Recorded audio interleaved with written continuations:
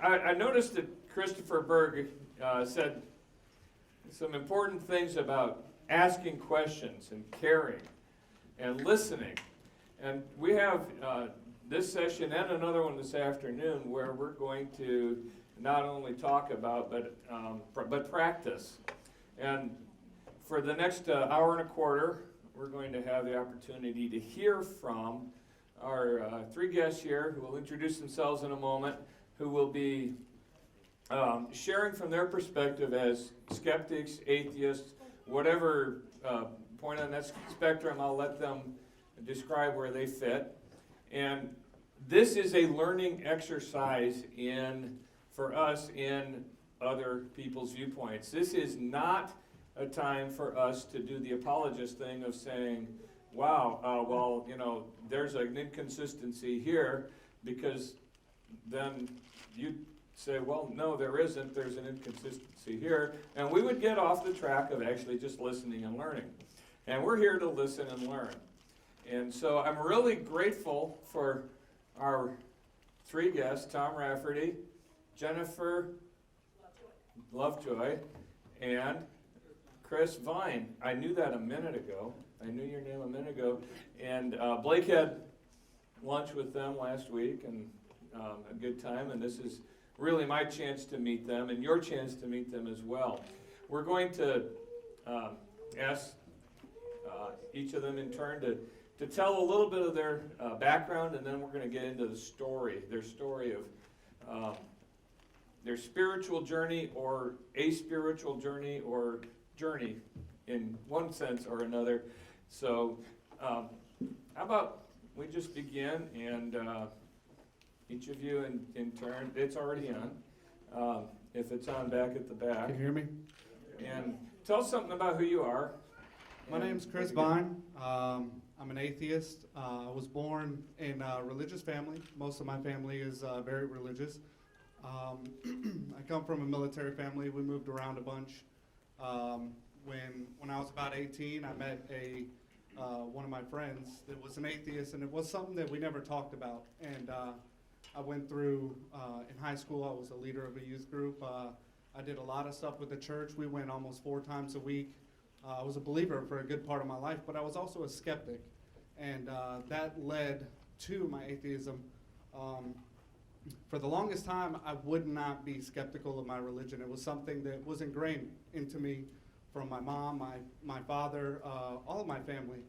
And so when I got to about 18, I met a friend that was an atheist. He wasn't born into religion. His family wasn't very religious, so he started just nonchalantly. It wasn't something that we talked about, but I started being skeptical more of my religion because I could see that he was a good person without being an atheist or without being a Christian. And so just through personal studies and stuff, I'm not very well. I don't have a degree, or I'm not a president of the Secular Association, but just through my personal studies, and I research topics, arguments, and everything. So I'm still an atheist, and I'm glad to be here to share my experience with you guys. My degree's in criminal justice, which has nothing to do with atheism, so don't feel bad. Good morning. I hope you guys can hear me okay. I apologize. I'm getting over the flu, and so my voice kind of goes in and out. As long as I talk very low, hopefully it'll hang in there. My name is Jennifer Lovejoy. I'm the president of the Carolina Secular Association. I have a very popular podcast called the Atheist Avengers. I enjoy traveling around to different areas and meeting different people. I'm a disabled veteran. I'm a wife. I'm a mother, and I'm an atheist. My name's Tom Rafferty. I am a native of Boston, Massachusetts area. My wife and I are retired. I'm a retired physical therapist. She's a retired nurse. And we moved down to North Carolina about 25 years ago. Lived in Greensboro. Our 3 daughters married, and we've got all of our grandchildren in Charlotte. So 3 years ago, we made the move to Charlotte. So that's how I got here. My theological background is I grew up in a Irish Catholic, Boston Irish Catholic family. My mother was one of 8 children. My father was one of 8 children. I have 50 first cousins. So it's the story of the Irish and French Catholic background. My family was very devout. I was very devout growing up. But since high school, I was always a skeptic. And thought I was skeptical in everything, but realized that I was walling off an important part of life from my skepticism, and that was faith. And it's easy to do. Any former theist that's now an atheist can understand where I'm coming from.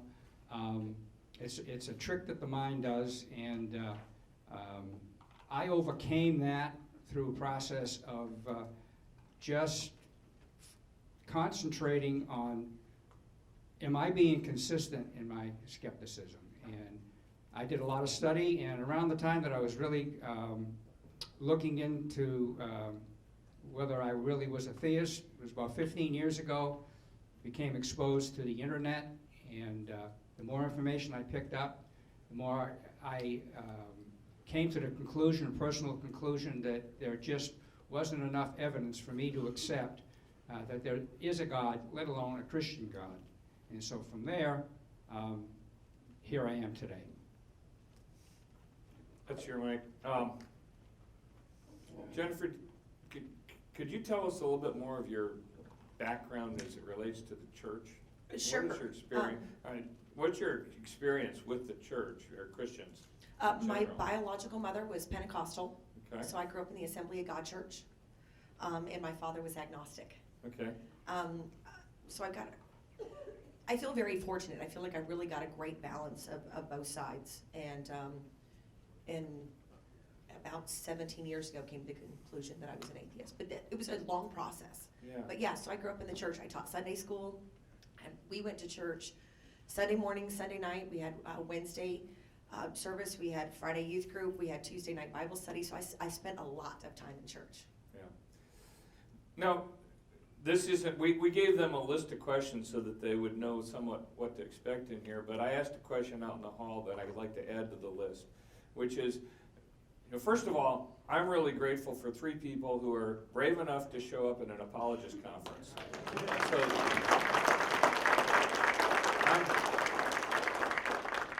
it's going to be very scary. I mean, people in the church are afraid of us. You would be surprised. I don't know if you knew that, but there are people in Christianity who think that we're weird or hyper intellectual and pugilistic, and that's within the church. So why did you decide, if I may add this question, why would you want to come and share with us here? Your answers out in the hall were really interesting. I'd like you to have everyone hear it. Well, can you hear me? Okay. In the atheist community, there's a lot of people that are outspoken, maybe on internet forums or blog posts. They go on YouTube and comment on videos that are against what they believe, but not a lot of them will actually come out and sit down with Christian, especially apologists, and be as sheep in front of a bunch of wolves, per se. But it's to borrow good. a metaphor, yeah. It's good to get out and show that that we can give our side of the experience. Most of the time, we're misrepresented or misunderstood. So to be able to give that back to people that may not understand our position fully, it's good for us to be able to come out and do that. I said I was a glutton for punishment. That's right. That's what she said. Actually, I think it's really important. If we're going to share this planet together, we all need to be able to communicate and understand where the other one's coming from and find common ground. And I think that's really important. And we do that by doing things like this, where you guys get to know us and we get to know you. I concur with my 2 previous colleagues on the question. I just think that there's much misunderstanding on both sides regarding the question of is there a God or not. And when it boils down to, there's probably much more than 3 of us and you folks out there agree on. We agree on so much more than we disagree on. The fact that we believe in one less God than you. I know that's a cliche, but that really is the only difference. there's as many shades of atheists as there are shades of theists. And I think it's important to understand that, and we are acting on good conscience, and I think it's important that everybody understands that aren't atheists, that most atheists are acting on very good conscience. They see the world differently than theists, but they're acting in good conscience. Boy, I want to get off the script. Go for it. Yeah, let's do that. Yeah. In fact, I really didn't even have a chance to look over the questions. Yeah, because you talked about things that we share in common, and I have some questions here about what you view about maybe differences too. But what do we have in common from your perspective, in addition to what Tom already said? Well, I'm married. I have children. I think anybody who has children out there, I think that's something that we can easily come together on. Yeah. Some of you might be surprised, my best friend is a Baptist. And we never discuss religion. It's just something we just don't discuss. But she and I are best friends, and we became very close because our kids grew up together. And so, we're human beings. We care about the planet. Yeah. We care about our neighbors. We care about education. I think that's probably the biggest thing that for atheists that we talk about is education, the importance of education. But yeah, making sure that people aren't going hungry and kids are taken care of. And so I think there's lots of things that we agree on. Most of my friends are Christian. I have very few atheist friends outside of the Charlotte agnostics and atheists. But it's pretty much everything. I have three wonderful children and my wife, and all of our friends are religious.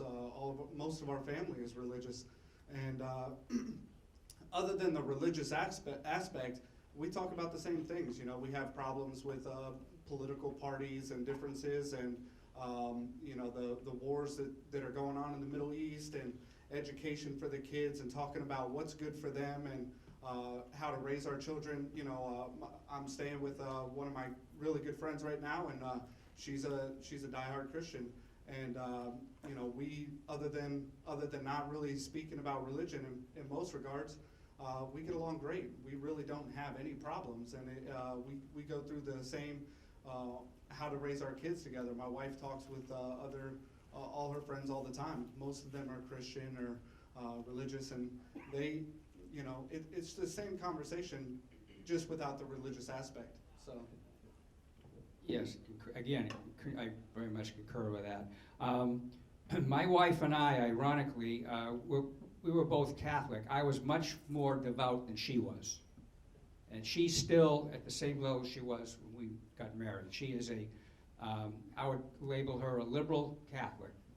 And the interesting thing is, even since I deconverted, our values, our so-called family values, and our political outlooks, nothing has changed. We agree so much about so many things. And so that's just another example, in my opinion, of how a religious label sometimes can confuse perceptions in terms of beliefs. Yeah. And you said something, Jennifer, there was one little thing you stuck in there that I suspect has more behind it. You said we're human beings. Do you ever get the sense of being dehumanized, of being regarded as something Less other than than human, human yes. beings? Yes.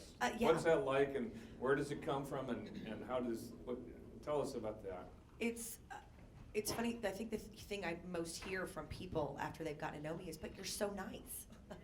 Like they thought I had horns or something. I'm not sure, but I do. As an atheist, especially if you're outspoken, I am very outspoken. I'm in the news a lot. I intentionally put my face out there so people can see what an atheist looks like. And I get death threats. People have threatened to rape my children. Oh my gosh. Oh no. And they do. I've been told that I don't deserve to be in this country, which I find ironic because I actually am a disabled veteran. I'm like, if anybody deserves to be here. Wow. But it does. It makes you feel bad that that people look at you as if you're not worthy of even the label of human being, that you're less than human.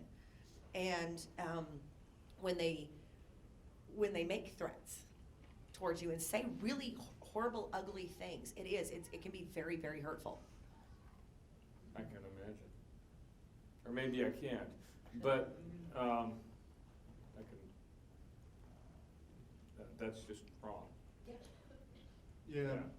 With my job, I drive around and I fix the computers at gas stations, and you know, coming down here from Virginia was a little bit different, but down here it's a lot different. You know, people expect you to be religious. So I have a tattoo on my arm, and it's an atheist tattoo, and I got it there for a reason, because I like talking about the topic, not in a negative sense or to attack anybody, but just to bring up the topic to people.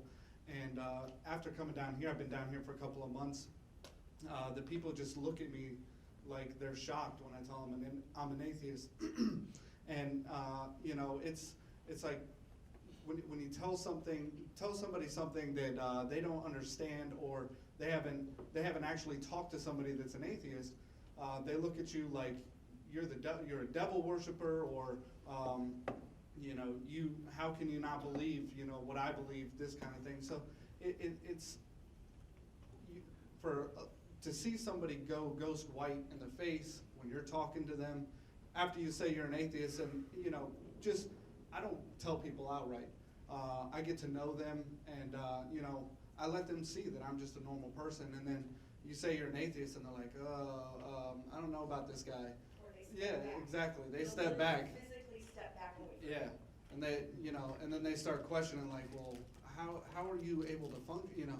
But I see it all the time. People, as soon as you say you're an atheist, people just look at you. You know, I don't know if it's the church is telling them that, or that's just what they believe about atheists, but most of them just don't understand.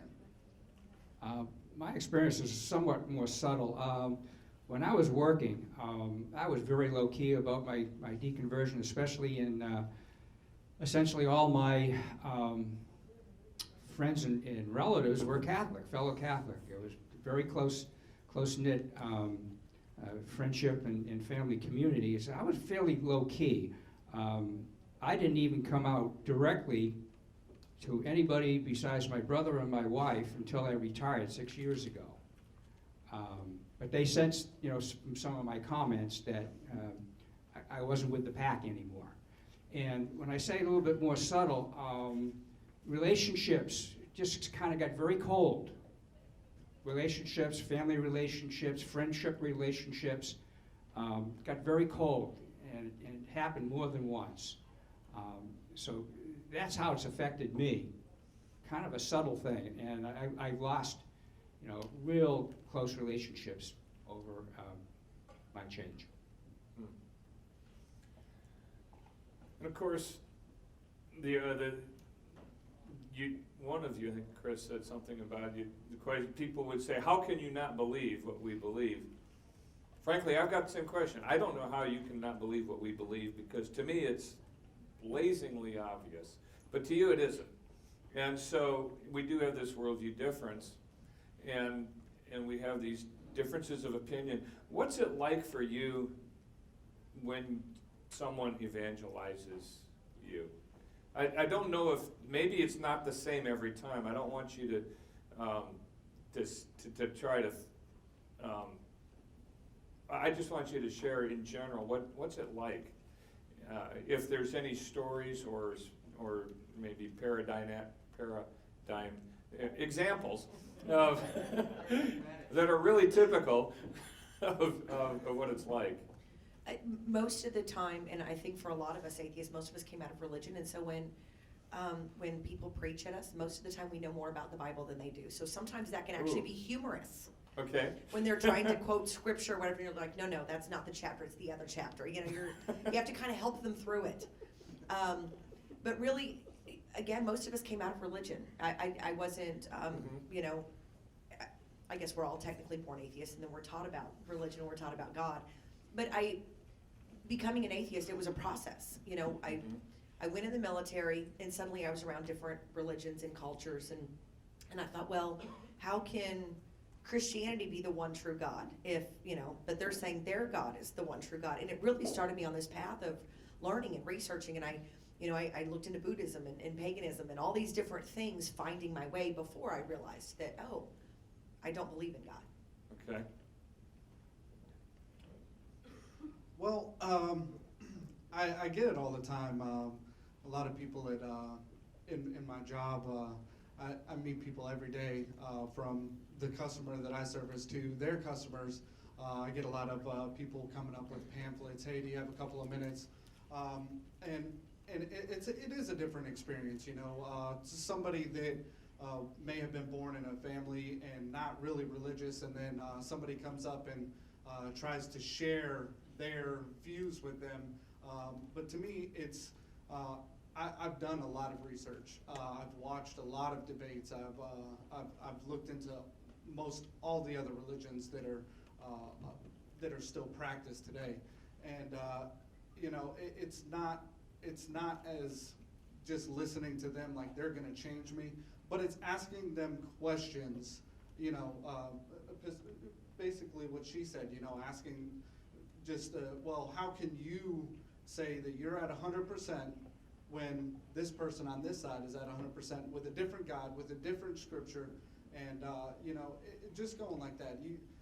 There's a lot of times that somebody will ask a question that they think is 100% in favor of Christianity, but if you just change one word, it could go to any religion. So most people don't realize that. It's actually nice to be able to talk to people like that, because they're coming to try and bring you in, and what you're doing is you're opening them to more things than they knew before. In my experience, there's a thought that we left religion because we were ignorant of what the religion teaches.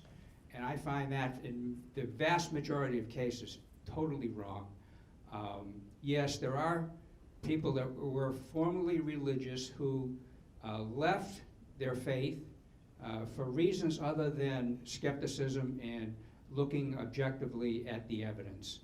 But my experience is that the vast majority have come to the conclusion of leaving faith. Faith is not right because they have investigated it. They've heard the apologetics arguments. Very few atheists, and I think this is important to emphasize, very few atheists that you will talk to very few atheists have not heard all of the arguments, the full spectrum of the arguments.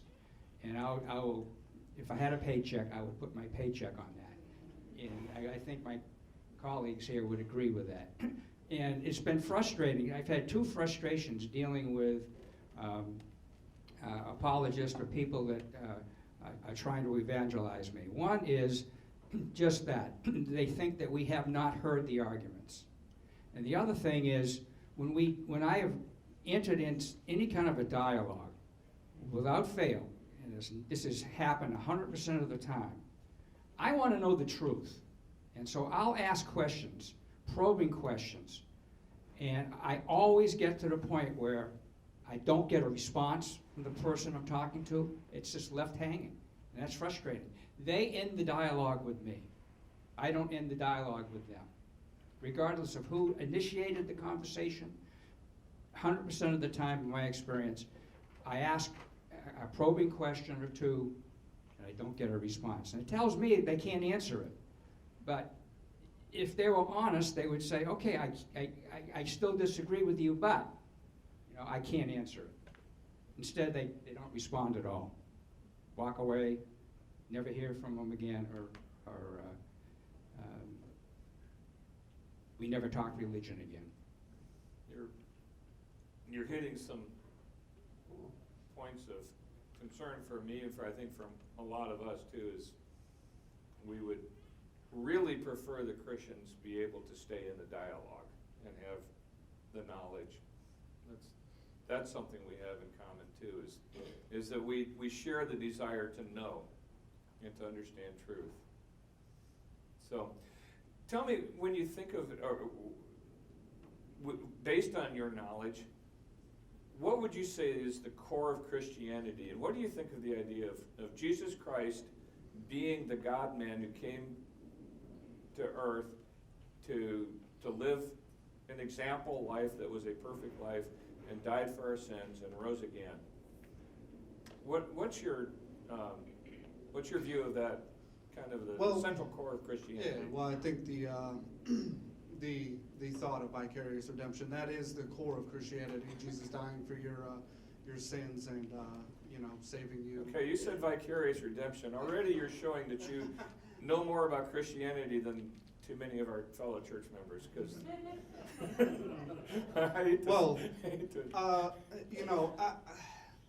it's a very weird topic. Jesus dying for your sins. When somebody asks me about that, it's very hard to explain, because if you're coming from a theistic perspective, then it's relevant. It's not something that somebody's going to question, but from our perspective, there are a lot of questions that are involved in it. How can somebody die for your sins? Everything that you've done. How can you say that it's morally acceptable for me to die and forgive everybody of everything that they've done wrong? I don't think it's moral. I don't think it's right for me to take the blame for everybody else and say that they're sin-free because of what they've done. It takes a lot of guilt off of people that, if they actually professed what they did wrong themselves, they would have a much easier time accepting what they did wrong, and it'd be easier for them to live. Now, there's other questions in it with Jesus Christ. We don't know if he was, in the book, in the Bible it says so, but how can you verify that his mother was a virgin? How can you verify that he actually died on the cross and then was resurrected? There's a lot of questions surrounding that, and scientifically it's unprovable. So you leave a gap where if you can't answer a question, rather than just saying, well, you can't prove it, it must be true. We on the atheist side, we say, well, those are the things that we need to be able to understand. Those are the questions that are very vital to our worldview. We need to know the answers to those. Okay. Oh, you're ready. What I think the core of Christianity is fear. Okay. That's what I think the core of Christianity is. I am one of those people who do not believe Jesus Christ existed. So I'm not really sure how to answer that question, because there were too many other born of a virgin, died and rose again. Well, there was like 9 of them or whatever. Jesus Christ was one of 9. Stories like that. And so I don't believe that he existed. That being said, I also don't believe in sin. And so the idea that somebody would come and die for something that I don't even believe in, I don't believe in sin. I think sin is something that religion made up, again, to use as fear to keep people in line. I think we need to be moral. Again, ditto.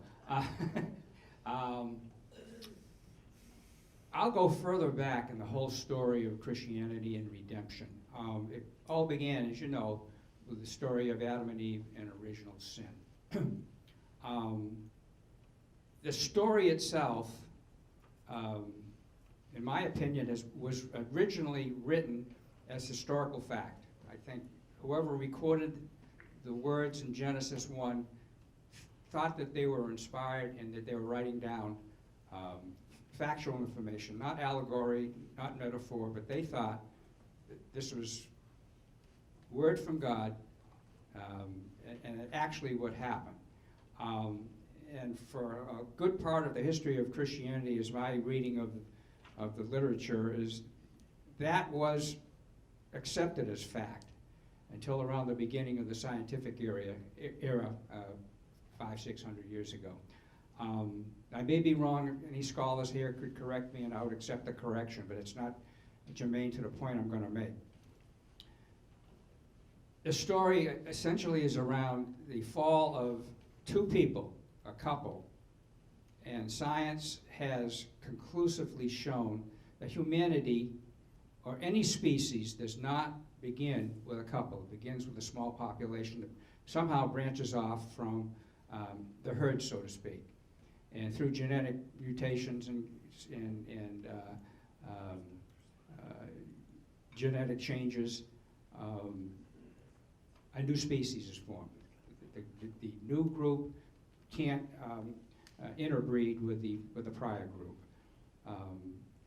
And so the story doesn't jive with science, in my opinion. And the idea of original sin from humanity itself tends to put human beings as special. And if you look at the research on animal behavior, human behavior is not that unlike the behavior of social animals, any social animal. There's a lot of commonality there.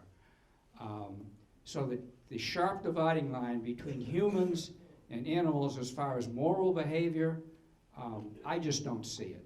So if at the beginning of the reason for Christianity you've got that situation, that's a tremendous blow to me to accept the rest of the story. I just don't accept the rest of the story if that doesn't seem to be a objective reality. You think Christianity is anti-scientific, unscientific? Or is that? I wouldn't say unscientific. You know, with all religions, most of the scriptures are actually geologically based. If you were to go back in that period of time, the scriptures reflect from somebody that lived in that period of time in that geographical location. That's found in every theological documentation. But the thing about it is, what was the question again? Is Christianity unscientific or anti-scientific? No. I think that I think with all religions, their documentation was the science of the time. You know, that was their best guess. There was a lot of stuff they didn't have access to. They don't have the knowledge that we have today. You know, for a long time they weren't able to see past, you know, the pillars of earth. It's a very acceptable explanation in their time, you know, to the earth being flat, to, you know, we're the center of the universe. So for religion, it was scientific because it was their science. Okay. Nowadays, we could go back, now that we know better, we know the actual factual information, we could go back and say, it was a good guess, but they were wrong. And we see that. We can actually study that now. Mm-hmm. In a sentence, I think all religion is anti-science. I just think that when you propose a non-evidence-based explanation for reality, you are opposing science. Science advances and exists to evaluate hypotheses and compare evidence to reality and come to provisional conclusions based on that evidence. It's totally different than how any religion determines truth. So I don't think there's any reconciliation between how any religion determines reality and how science determines reality. Obviously, I agree. Yeah. And one more question for you. And by the way, if we were sitting across the table at a coffee shop without all these people, sorry, I'd be asking more follow-on questions, kind of like, I mean, there are so many things that just, we're kind of getting information. I'd love to get personal connection in there too, but we're getting as close as we can, I hope, for this. But I'm going to give you all a chance to ask questions, but I have one more, and this one isn't on the script either. But I want to test this question with you. It's based on an observation I've had and some others have has spoken of before you got here at this conference, is that there was a shift, maybe 10, 15, I don't know when, years ago. It used to be that Christianity was, for skeptics, the question was, is it true?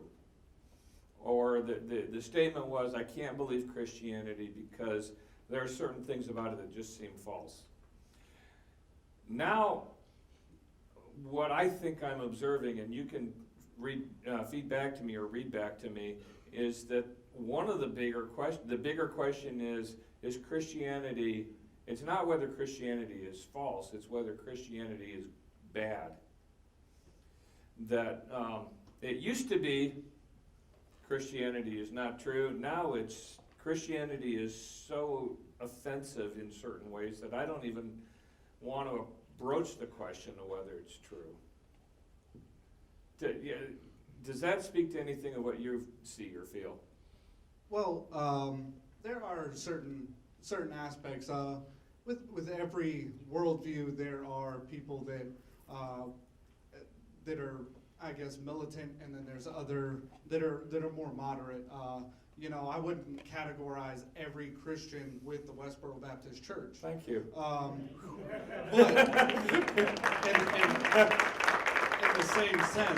in the same sense, that's their interpretation of the same text that you guys read out of. The same thing can be said with ISIS and the young Muslim girl that's right down the road.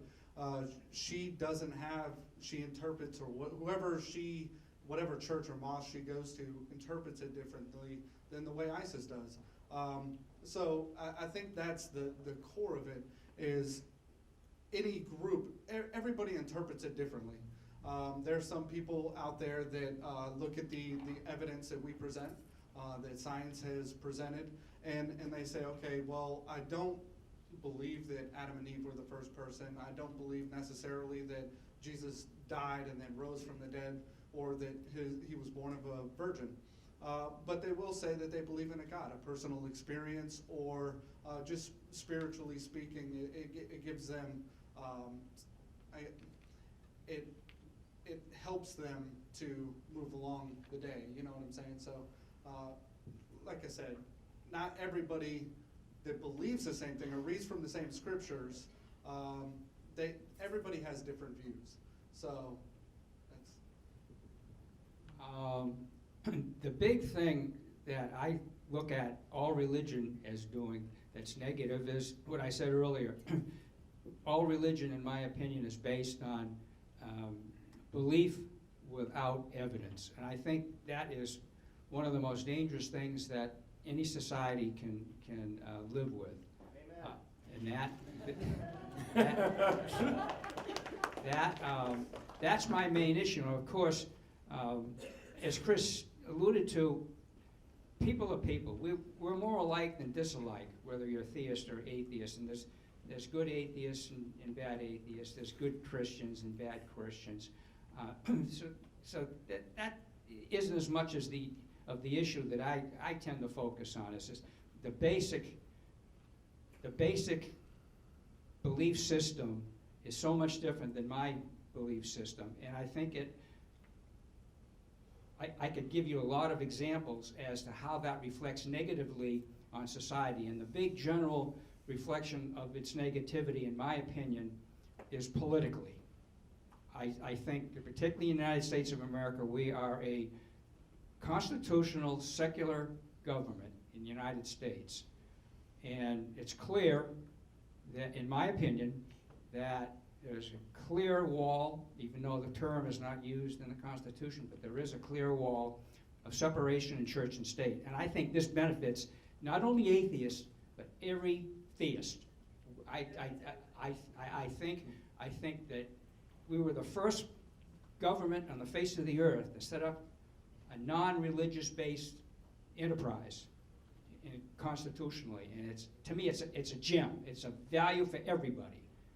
And when religious people of any stripe interject their opinion based on their faith, which again, based on a faith which is not based on evidence, then there's no room for dialogue.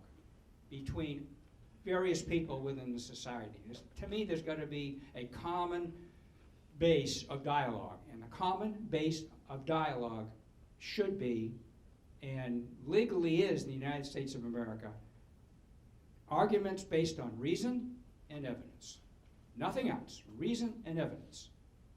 And I think, again, religion tends to attempt, various religions more so than others, but religions that are active politically to get their point across all seem to do this, in my opinion.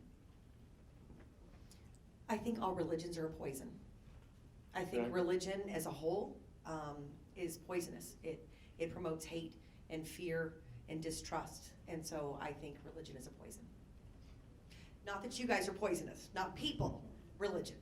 Okay. Interesting. And here's that we got an amen from up here. Yeah. It's right here. What I want to remind you as you ask questions is that this is not a Facebook conversation. This is an understanding time, and kind of this is important for us just to get to know, in as much as we can here, three people as three different people, but with different views than ours. So we've got one person standing up and waving his hand in the back, so I'll let John go first, and I will repeat the question after you ask it.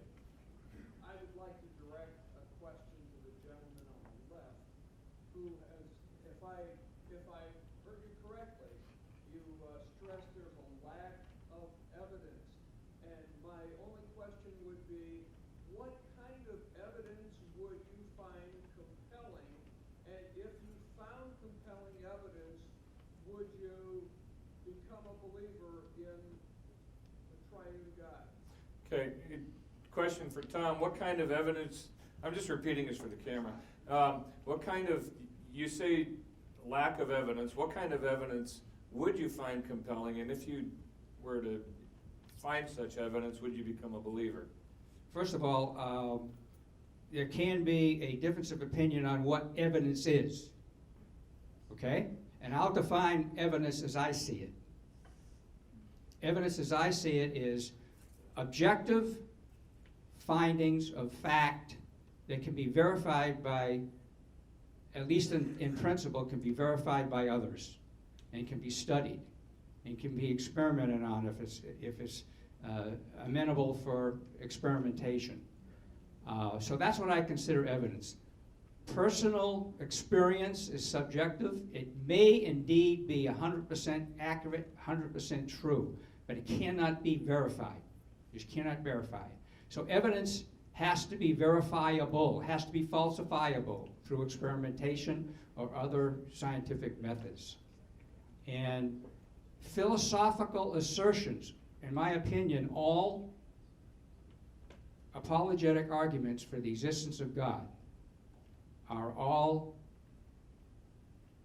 philosophical assertions not based on objective evidence. Therefore, they can't be verified. They don't have methods to determine whether it is true or not. There are so many, there's tens of thousands of philosophical and theological positions, and all of them can't be right. One may be wrong. I mean, they all can't be right. One may be right, but how are you going to verify that one out of tens of thousands is going to be the right one unless you can test it? So that's my opinion on evidence. Now, would I be willing to change my opinion if there was enough evidence? Yes. Scientific analysis is always on probability. There's no certainty in science. I'll repeat that. There's no certainty in science. We are not certain about anything. Anybody, in my opinion, a theist or atheist, that's 100% certain is delusional or worse on either side. We all really are uncertain, whether we realize it or not. We're all uncertain. So we're not talking about certainty. I had an opinion before I deconverted based on my understanding of the world around me, and investigated the issues scientifically and came to the conclusion that, based on everything that I know, objectively, looked at by science, the probability of there being a God, let alone the Christian variety of a God, is low. I only accept claims that are probably true. My goal in life is to know as much truth as possible, regardless if it makes me comfortable or not. I want to know as much truth as possible. And because of my pursuit for truth, as I said earlier, I've suffered loss of relationships. Would I do it again? Absolutely. I continue to do it. I want to know the truth. So if you were to present to me the type of evidence that I just outlined, and it appeared to me to be more probably true than false, I would be compelled to accept it.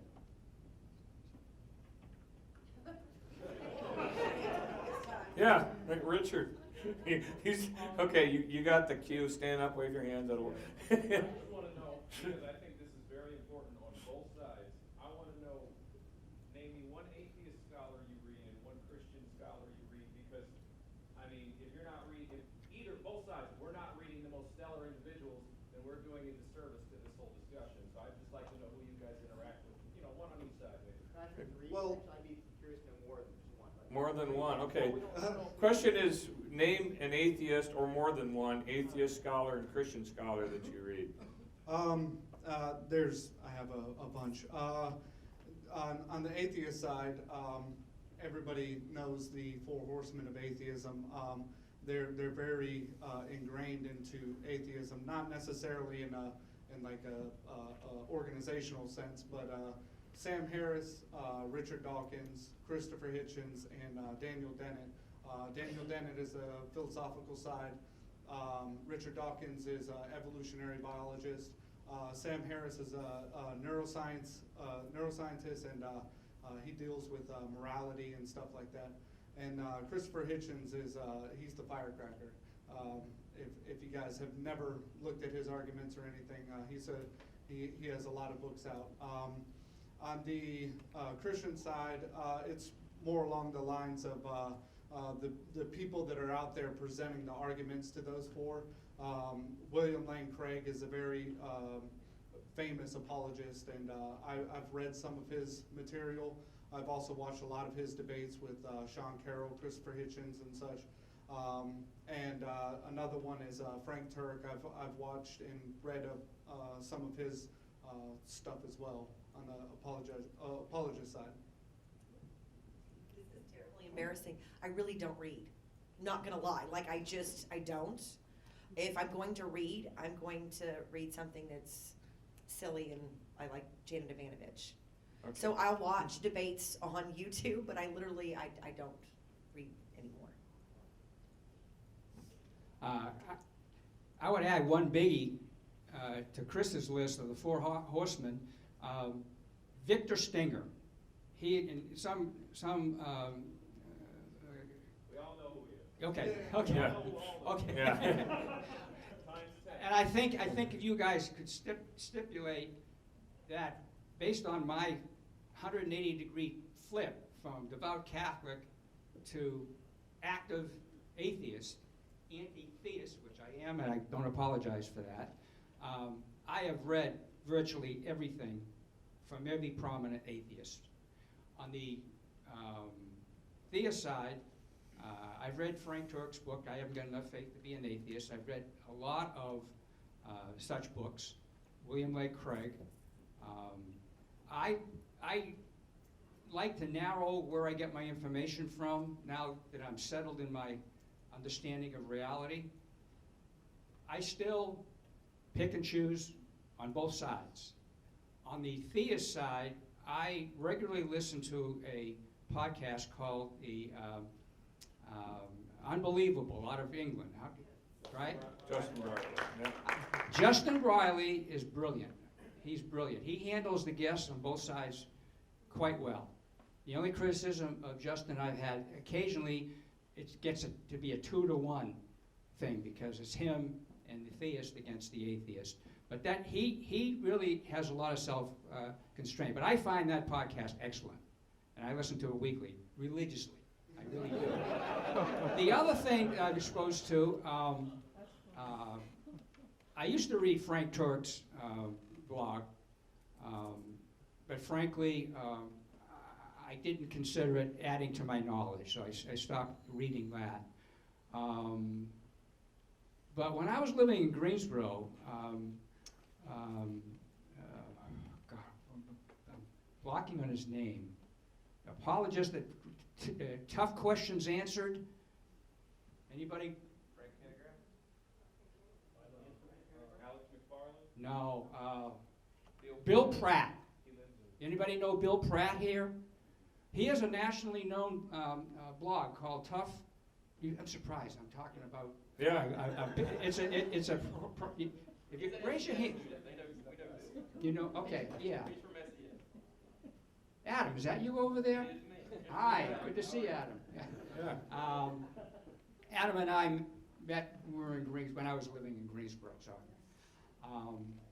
But anyway, he's got a blog called Tough Questions Answered. And frankly, he and I are not allowed to communicate with one another because I asked too many questions, and he got to the point that I alluded to earlier. He would not answer my questions. So I still get his feed, I still read his stuff, but I don't interact with him like I used to. Occasionally I'll send him an email and so forth, but that's where I get my information primarily. And since I think the question was for me, too. Absolutely. Yeah. The Four Horsemen, for sure. And Mackey, Thomas Nagel, and I don't know how long I want to go on, but I interact a lot with atheists, too, in writing. So, yeah, I think that's helpful. Abigail. I just would like to know 3 of the questions that you've had and asked believers that they've not answered or they've stopped the dialogue. Just maybe some, like the 3 most frustrating questions. Okay. Okay, let me repeat that. What are some 3 perhaps of the most frustrating questions, she said, but the specifically questions that you've asked of believers where they have stopped the dialogue or not answered? There's 2, I'll kind of group them. The first one, set of 3, is the following. How do you know that what you believe is true? Second part, how would you know if your belief was false? And then how would you distinguish your belief from a delusion, which by definition is holding firm to a belief in the face of superior evidence? So that's, when I've used that, that's been a blocker. The other thing is, why should I accept personal experience and philosophical assertions, theological philosophical assertions, over science? And then a second part of that group is, what is more probable? And then I go through, what's more probable? 2,000 years ago, and then I list all the things that the Christian doctrine says. Or B, that the Christian doctrine is not any different than other myths floating around the Middle East and elsewhere at the time and before the time of the supposed Jesus. How is it different? So those are the 2 groups, a 3-part group and a 2-part group. And nobody has stayed with me on that, nobody. And I'd be glad, not here, but I'd be glad to. This would be a little intimidating, yeah. Yeah, but Blake has my contact information. I prefer dialoguing through email. He's got that information. If anybody would like to continue that discussion, I'd be glad to continue. Yeah. Yeah. Okay, yeah. I'm sorry. Well, I was just wondering,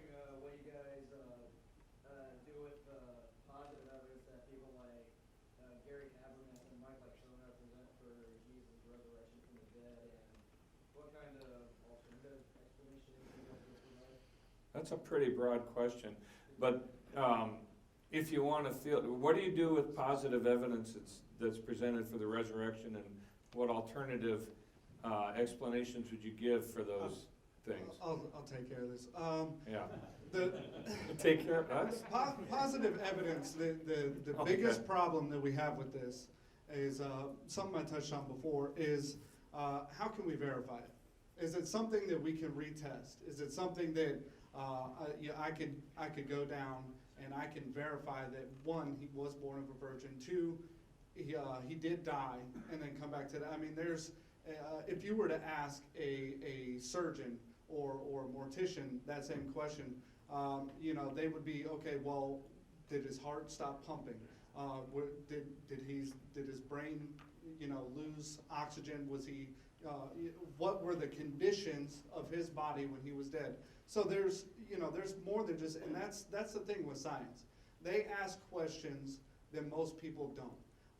If you were to go into a scientific field, the questions that they ask, most people wouldn't even think of. You know what I'm saying? So when you bring those, what evidence is there? Historical evidence. There were people that saw him raised from the dead. Well, there's millions of people that say they saw Elvis. And you can ask them. Every single one of them would be able to verify that they saw him.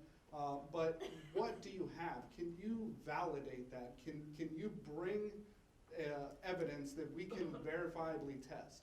And that's the question that they're going to ask you. Other questions? Yeah, John. I heard from, we heard from one of you, sort of, maybe not directly, but I'm wondering how you all would define faith, and if you believe that your definition of faith is also what Christians believe to be the definition of faith. How would you define faith, and would it be the same as the way Christians define faith? In some cases, no, because I think faith is belief without evidence, and I know a lot of Christians bristle with that.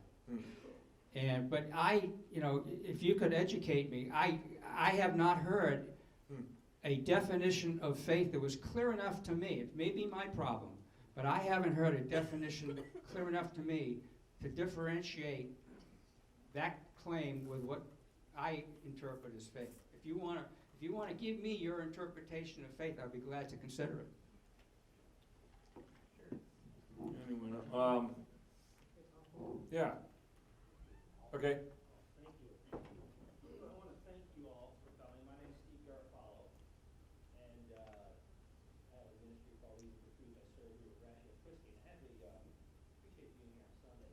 Married 16 years on Friday. And my wife taught me something. Always offer solutions that we don't believe. A lot of friends, my friends that are Christians, say the same thing. I mean, people that listen to the audience. There's a lot of great podcasts. ReasonForTruth.org, of course, for the plug. We'd love to have it. Okay. I have a question now for you. First, atheism. Is atheism a registered religion within the United States? Is atheism a registered religion? But it is a set of beliefs. No, it's not even a set of beliefs. It's a set of disbeliefs. No. You have agnosticism and you have atheism. Agnosticism refers to knowledge, knowing. You could be Gnostic, which means you do know. You're 100% you know. And you could be agnostic, which means you don't know. Atheism pertains to belief in general. If you're an atheist, you do not believe in a God. You have a set of beliefs. No, absolutely not. Okay, so Not for atheism. No. so atheism is not a set of beliefs. No. Okay. It's the lack of a belief. I agree with that. I think it's a worldview and a set of beliefs. But you said something earlier for the young lady. You said that all religions are Poison? poison and evil. So the question is, how do you define evil? Because evil is a deprivation of something theologically in its proper definition is the lack of goodness. If you take God out of the equation as the standard, don't you open that up to whoever has more power to determine which set of beliefs? Before you answer that question, question is, how do you define evil if there's no God? I just want to ask you whether at that point the question feels like we're trying to understand you or whether we're trying to argue. Anybody can ask me anything. If I don't know the Okay. answer, I'll just say I don't know, but I Okay. don't get offended or. All right. Evil was probably. Because that's a key part of what we're trying to bear in mind through this discussion. Evil was probably the wrong word to use. I was using it more of a descriptive word as opposed to actually meaning evil. But I do think that religion is a poison. I mean, it's that every war has been caused over, over religion. But you had said something about power, and I missed the rest of what you said. Yeah, thank you. I mean, if you look at the state belief system of communism, if that's what their beliefs are, or that is their worldview, communism, arguably, in most cases, not all, is quite often related to communism. My point is, as soon as you take as soon as you define a set of beliefs as implying their value system, their worldview, upon another set of people with their worldview, if you would agree to have a worldview, is that right? Do you have a worldview? Well, I'm a humanist, Yeah. and so that would be a worldview, yeah. Yeah, because I was reading the American Atheists, I don't know if you remember that, and I just read online, read on my phone, it said that we are very adamant about taking all positions of religion out of, we're making sure we're stopping that whole view or that position. And my question is it fair in a country with a constitution, and I'm privately, I want to ask a question, is it fair to say, here's the Constitution, we have freedom of religion, we have freedom of speech, to actually go in for anyone who would despite what their worldview is, and put down one worldview to elevate another worldview? Is it fair, given that you have a worldview, to put down one worldview and elevate another? That seems kind of unfair when you put it like that. I think the most beautiful thing about our country is that we do have the freedom of religion and the freedom from it. And I would never intentionally say or do anything to take away your right to believe what you want to believe. Okay, we're going to move on to someone else here pretty quick, though.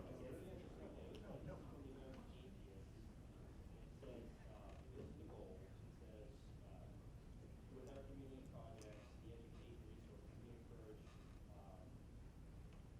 be a crowd of residents. And basically, they want to normalize atheism as a public worldview. They want to basically shut down all views of religion in public, In government, yes. Okay. Separation of church and state, yes. To close down, okay. All right, let's do, and I get the last question, by the way, and we're coming close on time. Hopefully it should be real quick. I just want to know from all of you if there's any chance, 1% to 100%, that you could be wrong in what you believe. Is there any chance Oh, you yeah. could be wrong? Oh, we absolutely think that we could be wrong. Okay. Yeah. Okay. Yeah. Get to something, Tom, that would clarify, I think, part of what Steve was getting to. Jennifer, you had mentioned that you think sin is made up.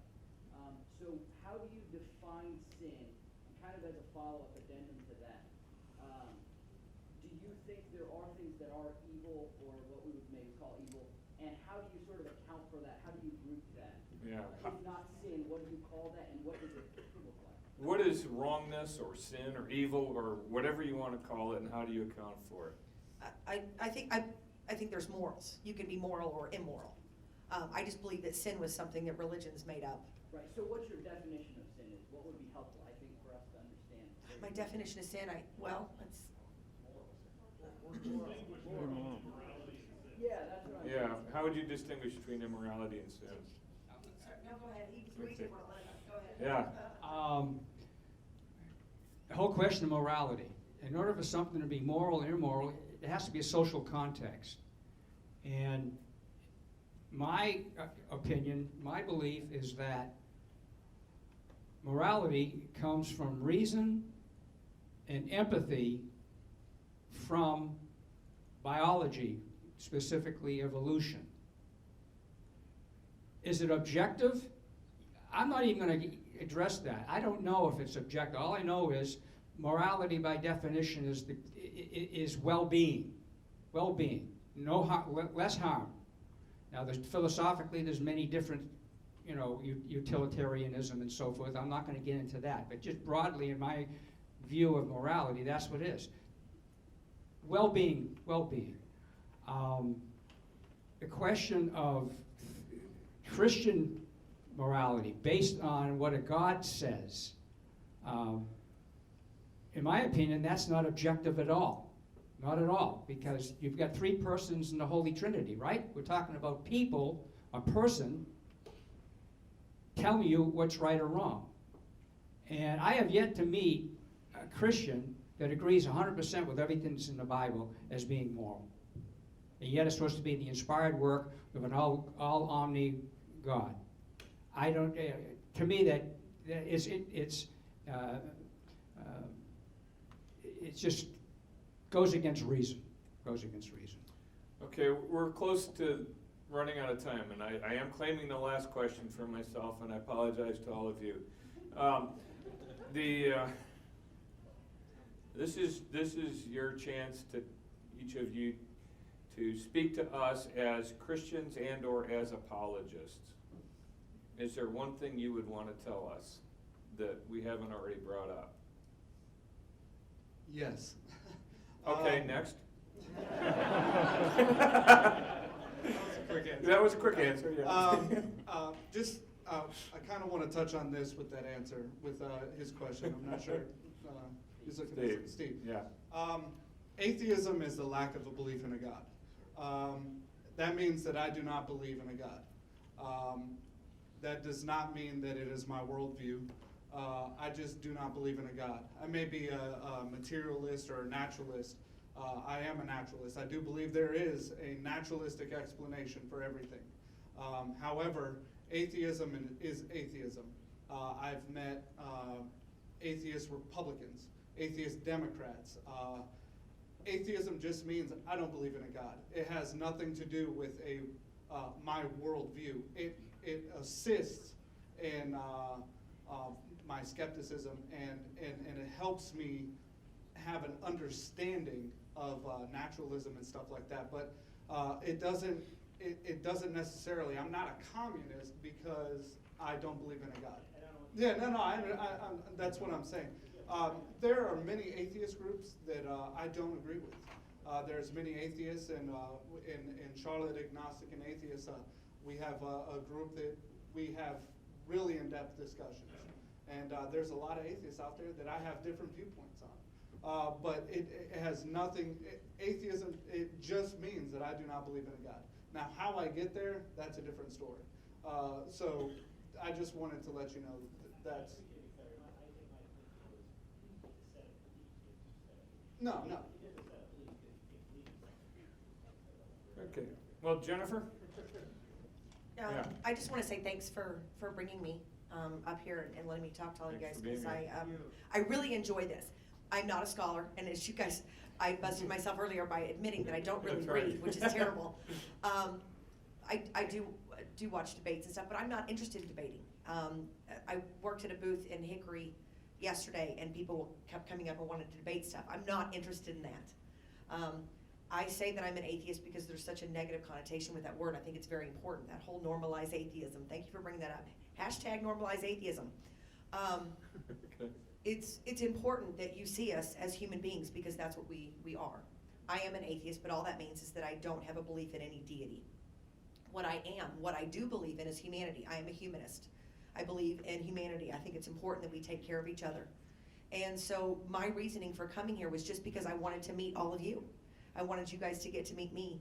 We're neighbors. We should all be friends. And I think it's important, if you take away anything from this, is please remember that we are just like you.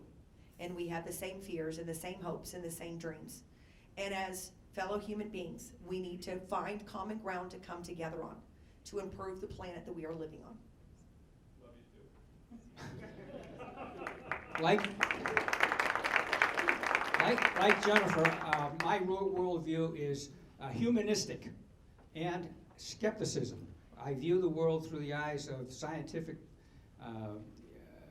thought. And a lot of atheists reach their atheism, as Chris said, through other mechanisms. So we're diverse, as theists are diverse.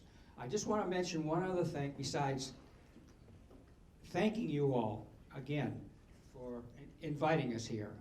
I've enjoyed it. I realize that some of the statements that we've said stirred up a little emotion. Anytime your worldview is challenged and you're holding it as being really part of your identity, and I know, I've been there. I mentioned I was a devout Catholic, and if I heard somebody like me 20 years ago, I'd be defensive too. And I just would encourage you to take a few deep breaths, consider what we're saying, and if you think we're wrong, as I said, Blake's got my email. I'd be glad to dialogue. I just want to finish with one other statement about communism, Russia, totalitarianism, and so forth. In my opinion, what the main thrust of the evils out of communist Russia and other communist China and so forth, the real evil is the totalitarianism and what I would call a quasi-religious environment where the ruler in the country is virtually viewed as a god. And it's not any different than the Roman Empire, where the emperor was viewed as a deity. Yes, did atheism play a part? From the extent maybe they tried to wipe religion out, but did they try to wipe religion out because they were atheists, or did they try to wipe out other religions because it interfered with their governmental totalitarian religion? So I want you to think about that a little bit. It's common thought in apologetic communities to label these awful, evil empires as being atheistic. The atheism has no more applicability, in my opinion, than the fact that Stalin and Hitler had mustaches. They both had mustaches, therefore, it's because they both had mustaches that they were evil. So. Well, thank you. I have one encouragement for you as we close this, which is reflect on this, not in terms of the arguments, but in terms of the people.